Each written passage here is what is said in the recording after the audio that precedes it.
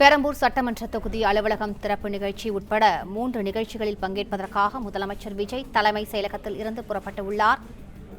கூடுதல் தகவல்களை செய்தியாளர் பாண்டியராஜன் இடம் கேட்கலாம். பாண்டியராஜன், வணக்கம்.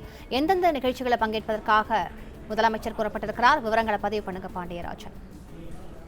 தமிழ்நாடு முதலமைச்சர் விஜய் அவர்கள் சென்னை தலைமைச் செயலகத்திலிருந்து அவருடைய சொந்த தொகுதியான பெரம்பூர் நோக்கி தற்போது புறப்பட்டிருக்கிறார். பெரம்பூரில் சட்டமன்ற உறுப்பினர் அலுவலகத்தை அவர் திறந்து வைக்க இருக்கிறார். அங்கு 10 நிமிடங்களுக்கு மேலாக அவருக்கான அந்த நிகழ்ச்சி ஏற்பாடு செய்யப்பட்டிருக்கிறது. சட்டமன்ற உறுப்பினர் அலுவலகத்தை திறந்து வைத்து அதன் பிறகு பார்வையிடுகிறார். அதன் பிறகு அங்கிருந்து 400 மீட்டர் தொலைவில் இருக்கக்கூடிய நியாய விலை கடைக்கு பேட்டரி வாகனம் மூலம் தமிழ்நாடு முதலமைச்சர் விஜய் அவர்கள் செல்ல இருக்கிறார். அந்த நியாய விலை கடை அமைந்திருக்கக்கூடிய பகுதி என்பது குறுகிய தெருவாக இருக்கிறது. அந்த பகுதியில் அவர் பேட்டரி வாகனம் மூலமாக நியாய விலை கடைக்கு செல்கிறார். தமிழகம் முழுவதும் புதிய ரேஷன் கார்டுகளுக்கு விண்ணப்பித்திருந்த 73,000 பேருக்கு இன்று அந்த ரேஷன் அட்டைகளை வழங்கக்கூடிய அந்த நிகழ்வையும் அவர் தொடங்கி வைக்கிறார். முதற்கட்டமாக தமிழ்நாடு முதலமைச்சர் அவர்கள் 50 பேருக்கு ரேஷன் கார்டுகளை வழங்குகிறார். ரேஷன் கார்டுகளை வழங்கி 73,000 பேருக்குமான ரேஷன் கார்டு வழங்கக்கூடிய அந்த நிகழ்வுகளை மொத்தமாக தமிழகம் முழுவதும் தொடங்கி வைக்கிறார். அதன் பிறகு 10 பேருக்கு ரேஷன் பொருட்களையும் வழங்க இருக்கிறார். குடும்ப அட்டைதாரர்களுக்கு 10 பேருக்கு ரேஷன் அட்டைகளை வழங்கியதன் பிறகாக அங்கிருந்து 1 கிலோமீட்டர் தொலைவில் இருக்கக்கூடிய வியாசர்பாடி பகுதியில் இருக்கக்கூடிய மின்சார பேருந்து பணிமனையை பார்வையிடுகிறார். அங்கு சார்ஜிங் ஸ்டேஷன் அமைக்கப்பட்டிருக்கிறது. குறிப்பாக சென்னை மாநகர போக்குவரத்தில் சார்ஜிங் ஸ்டேஷனுடன் கூடிய மின்சார பேருந்துகள் இயக்கக்கூடிய வகையில பேருந்து பணிமனைகள் அமைக்கப்பட்டிருக்கிறது. அந்த பணிகள் என்பது தற்போது நடைபெற்று வரக்கூடிய நிலையில அங்கு தமிழ்நாடு முதலமைச்சர் சென்று பார்வையிடுகிறார். இந்த 3 நிகழ்வுகள் பெரம்பூரில் அவருக்காக ஏற்பாடு செய்யப்பட்டிருக்கிறது. சென்னை தலைமைச் செயலகத்திலிருந்து புறப்பட்டிருக்கக்கூடிய முதலமைச்சர் அவர்கள் பேசின்பாலம் வழியாக வியாசர்பாடி மற்றும் மூலக்கடை வழியாக வந்து பெரம்பூர் நோக்கி செல்கிறார். பெரம்பூரிலிருந்து மேலும் வியாசர்பாடி உள்பக்கமாக வந்து மீண்டும் தலைமைச் செயலகம் பீச் வழியாகவே அவருடைய இல்லத்திற்கு செல்லக்கூடியது தற்போது வரை அவரது நிகழ்வாக வர்க்கப்பட்டிருக்கிறது. குறிப்பாக 1 மணி நேரம் இந்த 3 இடங்களிலுமே 1 மணி நேரத்திற்குள்ளாக முதலமைச்சர் விஜய் அவர்கள் பார்வையிடுவதற்கான ஏற்பாடுகள் செய்யப்பட்டிருக்கிறது. கிட்டத்தட்ட 1000க்கும் மேற்பட்ட காவல்துறையினர் பாதுகாப்பு பணியில் ஈடுபட்டிருப்பதாக சொல்லப்பட்டிருக்கிறது. நாம தலைமைச் செயலகத்திலிருந்து புறப்பட்டு பேசின்பாலம் கரோட்டு மண்டியா பகுதியில் இருக்கக்கூடிய அந்த இடங்கள் வரை காவல்துறையினுடைய பாதுகாப்பு கொடுக்கப்பட்டிருக்கிறது. பொதுமக்கள் அதிகமாக கூடக்கூடிய பகுதிகளில் சாலையின் இருபுறங்களிலேயுமே முதலமைச்சர் வாகனம் செல்லக்கூடிய அந்த பாதையில் இருபுறங்களிலேயுமே இரும்பு தடுப்புகள் வைத்து பாதுகாப்பு ஏற்பாடு செய்யப்பட்டிருக்கிறது. பொதுமக்கள் முதலமைச்சரை பார்ப்பதற்கு ஏதுவாகவும் ஏற்பாடு செய்யப்பட்டிருக்கிறது. காவல்துறையினர் மக்கள் கூடக்கூடிய பகுதிகளில் அதிக அளவில் நிறுத்தப்பட்டிருக்கிறார்கள். தற்போது நாம் இருக்கக்கூடிய பகுதியை பொறுத்த வரைக்கும் முத்து தெரு வியாசர்பாடி முத்து தெரு பகுதியில் இருக்கிறோம். இந்த பகுதியில் மட்டுமே 300க்கும் மேற்பட்ட போலீசார் இருக்கின்றனர். 500க்கும் மேற்பட்ட பொதுமக்கள் ஆங்காங்கே நின்று கொண்டிருக்கிறார்கள். அதாவது ஒரு இடத்தில் 500 பேர் இருக்கிறார்கள். ஆண்கள் பெண்கள் என தனித்தனியாக காவல்துறையினர் அவர்களை நிற்க வைக்கிறார்கள். பாதுகாப்பு காரணங்களுக்காக பெண்கள் ஒரு பக்கமாக தனியாக நிறுத்தி வைக்கப்பட்டிருக்கிறார்கள். இது போன்ற பாதுகாப்பு ஏற்பாடுகளும் செய்யப்பட்டிருக்கிறது. மேலும் முதலமைச்சர் வரக்கூடிய நேரத்தில் மட்டும் இந்த பகுதியில் தலைமைச் செயலகத்தில் இருந்து பேசின் பாலம் வழியாக முத்துத்தெரு வழியாக அது அந்த முத்தரங்கன் சாலையில் செல்ல வேண்டும். அங்கிருந்து பெரம்பூர் எம்எல்ஏ அலுவலகத்திற்கு செல்ல வேண்டும். எம்எல்ஏ அலுவலகத்தில் புதிதாக புனரமைக்கப்பட்டிருக்கக்கூடிய சட்டமன்ற உறுப்பினர் அலுவலகத்தை அவர் திறந்து வைத்திருக்கிறார். குறிப்பாக முதலமைச்சர் அவர்கள் பெரம்பூரில் அவருடைய தொகுதியில சொந்த தொகுதியில பிரச்சாரம் செய்யும் போது மாதத்திற்கு ஒரு முறை தொகுதிக்கு வருவேன் என்கின்ற ஒரு வாக்குறுதியை கொடுத்திருந்தார். கிட்டத்தட்ட ஆட்சிக்கு வந்த பிறகாக 70 நாட்கள் ஆகிவிட்டது. அந்த 70 நாட்கள் முடிந்ததன் பிறகாக புனரமைப்பு பணிகள் முடிந்து சட்டமன்ற உறுப்பினர் அலுவலகத்தை அவர் திறந்து வைக்க இருக்கிறார். அதன் பிறகு தொகுதியில் இருக்கக்கூடிய மக்களுக்கு புதிதாக விண்ணப்பித்திருந்தவர்களுக்கு ரேஷன் அட்டைகளை வழங்க இருக்கிறார். அங்கு இருக்கக்கூடிய 10 நபர்களுக்கு ரேஷன் பொருட்களையும் வழங்க இருக்கிறார். அதன் பிறகு பெரம்பூர் தொகுதிக்கு உட்பட்ட யாசர்பாடி மின்சார பேருந்து பணிமனையில் சென்று அங்கு இருக்கக்கூடிய பணிகள் என்னென்ன என்பதெல்லாம் குறித்து அவர் பார்வையிட இருப்பதாகவும் சொல்லப்பட்டிருக்கிறது.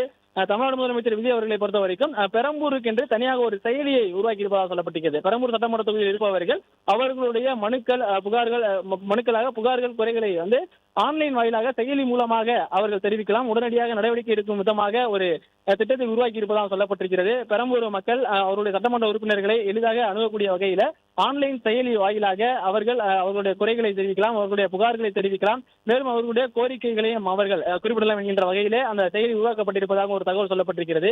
தமிழ்நாடு முதலமைச்சர் அவருடைய சொந்த தொகுதி பெரம்பூர் தொகுதியாக இருப்பதன் காரணமாக 70 நாட்களுக்கு பிறகு அவர் தற்போது அவருடைய தொகுதிக்கு வருகிறார். அங்கு சட்டமன்ற உறுப்பினர் அலுவலகத்தை அவர் திறந்து வைக்க இருக்கிறார். அதன் பிறகு அங்கிருந்து ரேஷன் அட்டைதாரர்களுக்கு ரேஷன் அட்டைகள் வழங்குகிறார். கிட்டத்தட்ட அந்த பெரம்பூர் தொகுதி சட்டமன்ற தொகுதிக்கு உட்பட்ட 50 பேருக்கு 50 பயனாளர்களுக்கு ரேஷன் அட்டைகளை தமிழ்நாடு முதலமைச்சர் அவர்கள் வழங்க இருக்கிறார்கள். அதன் பிறகு அங்கு 10 பேருக்கு ரேஷன் பொருட்களையும் தமிழ்நாடு முதலமைச்சர் அவர்கள் வழங்க இருக்கிறார்கள். மேலும் அங்கிருந்து புறப்பட்டு வியாசர்பாடி இருக்கக்கூடிய மின்சார பேருந்து பணிமனையினுக்கான அந்த பணிகள் நடைபெற்றிருக்கிறது. அந்த பணிகளையும் அவர் பார்வையிட செல்கிறார். அந்த பார்வையிட்டதன் பிறகாக அவருடைய இல்லம் திரும்புவார் என சொல்லப்பட்டிருக்கிறது. வழி நெடுகிலும் அவரை வரவேற்பதற்காக மக்கள் காத்திருக்கின்றனர். குறிப்பாக முத்துத்தெரு பகுதியில் கிட்டத்தட்ட தற்போது 500க்கும் மேற்பட்டோர் காத்திருக்கின்றனர். இதனை தாண்டி வியாசர்பாடி பகுதியில் இருந்து அவர் செல்லும்போது முத்தரங்கன் சாலை இருக்கிறது. அங்கே முதலமைச்சரை முதல் முறையாக தங்களுடைய சட்டமன்ற தொகுதிக்கு வரக்கூடிய சட்டமன்ற உறுப்பினராக அவரை வரவேற்பதற்காக ஏராளமான பொதுமக்கள் காத்திருக்கிறார்கள். மலர்களை கையில் தூவுவதற்காக காத்திருக்கிறார்கள். கையில் கலசங்களை வைத்துக் கொண்டு முதலமைச்சரை வரவேற்பதற்காக அவர்கள் அங்கே காத்திருக்கிறார்கள்.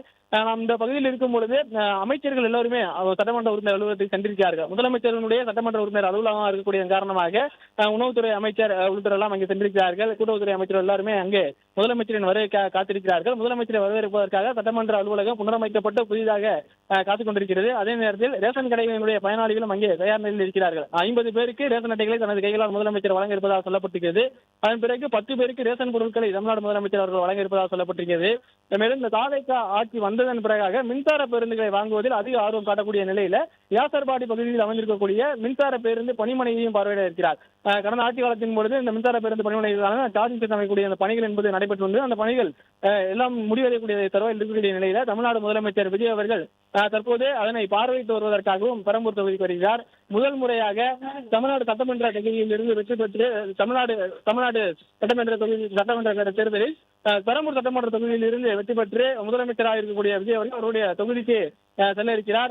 முக்கிய அமைச்சர்கள் மூத்த அமைச்சர்கள் எல்லோருமே முதலமைச்சரை வரவேற்பதற்காக சட்டமன்ற உறுப்பினர் அலுவலகத்திற்கு சென்று கொண்டிருக்கக்கூடிய அந்த காட்சிகளை நாம் பார்க்க முடிகிறது. தமிழ்நாடு முதலமைச்சர் 71வது நாளான இன்று பதவியேற்று அதாவது வெற்றி பெற்றதன் பிறகாக அவருடைய சொந்த தொகுதியான பெரம்பூர் சட்டமன்ற தொகுதிக்கு தற்போது சென்று கொண்டிருக்கிறார்.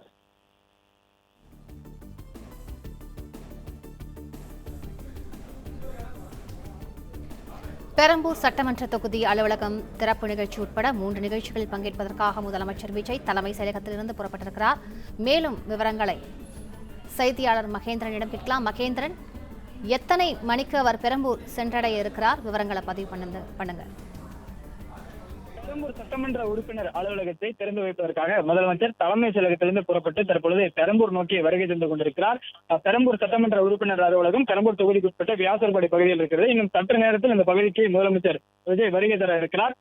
தலைமை செயலகத்திலிருந்து முதலமைச்சர் வரவேற்கும் விதமாக தொண்டர்களும் பொதுமக்களும் ஆங்காங்கே கூடி அவருக்கு உற்சாக வரவேற்பையும் அளித்து வருகிறார்கள்.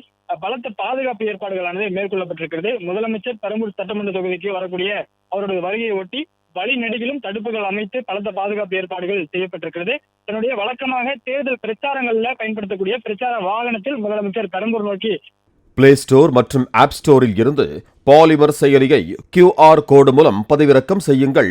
செய்திகளை உடனுக்குடன் பெறுங்கள்.